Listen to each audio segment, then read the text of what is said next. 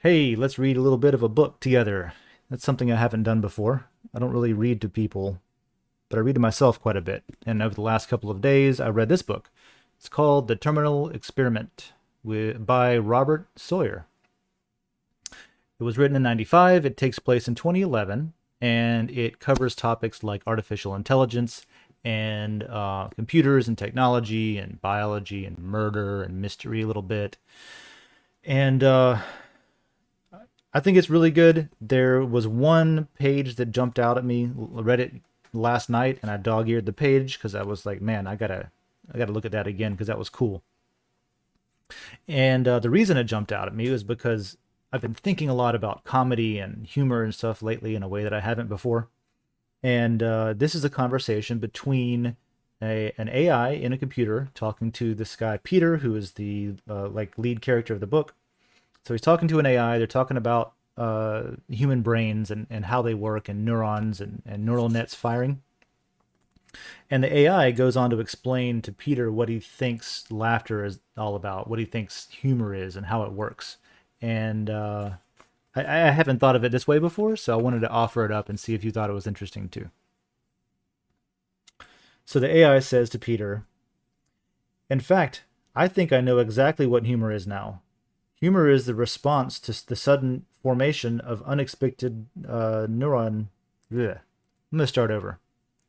In fact, I think I know exactly what humor is now.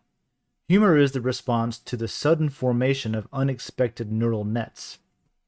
"I don't get it," said Peter. "Exactly. I don't get it. People say precisely the same thing when they don't understand something serious as they do when they fail to understand a joke. We intuitively realize that some sort of neural connection hasn't been made. That connection is a neural net. Laughter, even if it's only laughter on the inside, is a response that goes along with new connections forming in the brain. That is, with synapses firing in ways they've never, or at least rarely, fired before. When you hear a new joke, you laugh, and you might even laugh the second or third time you hear it. The neural net is not yet well established, but every joke wears thin after a while. You know the old one. Why did the chicken cross the road? As an adult, we don't laugh at that, but we did when we first heard it as children. And the difference is not just because the joke is somehow childish. It isn't, really. It's actually quite sophisticated. It's just that the neural net is now well established." "Which neural net?" asked Peter.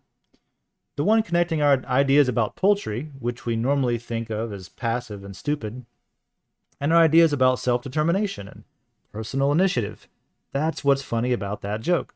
The idea that a chicken might go across the street because it wanted to, because perhaps it was curious. That's a new idea.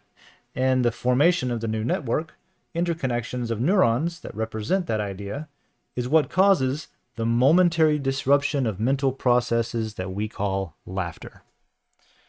"I'm not sure I buy that," says Peter. "I'd shrug if I could. Look, I'll prove it to you."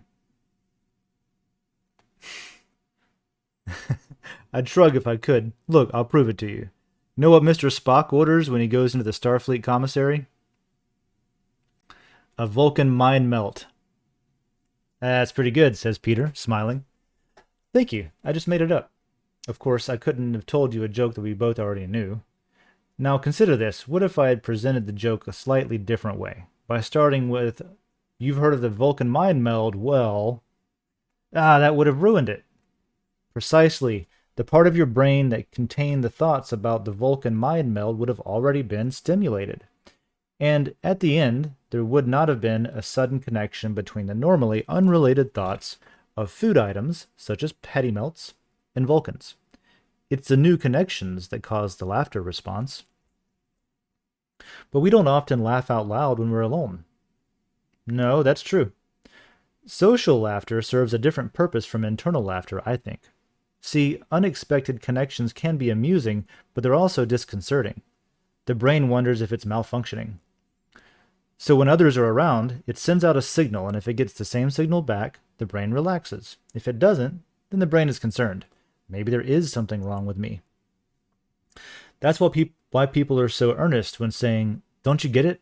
They desperately want to explain the joke. And they're actually upset if the other person doesn't find it funny. That's also why sitcoms need laugh tracks. It's not to tell us that something's funny, rather, it's to reassure us that what we're finding funny is something that is normal to be amused by. A laugh track doesn't make a stupid show any funnier, but it does let us enjoy a funnier show more by letting us relax. So there you go. I hadn't really thought of. I'm not a joke writer like T Swift or Die is over on the coffee show on Wednesday mornings, 9 a.m. Eastern. Shout out. But this is cool. I like that idea. And I like especially the part where he calls laughter a momentary disruption of mental processes. The formation of the new network interconnections of neurons that represent the idea is what causes the momentary disruption of mental processes that we call laughter. So there you go, Robert Sawyer, everybody. That's from a book called The Terminal Experiment, and like I said, it's good. I like, especially because it was written in '95 and takes place in the future. I like watching what the author got right and what he got wrong about predicting what future tech was going to be like. So there's my thing. I don't think I have much else to say. Let's maybe start a conversation about books here in the book layer. Start with this post if you want. Let me know if you thought that was interesting or if it makes you think about humor differently or in a different light. Maybe you write jokes and that can inform your strategy, right? I don't know. I thought it was cool. Thanks for listening and see you around then.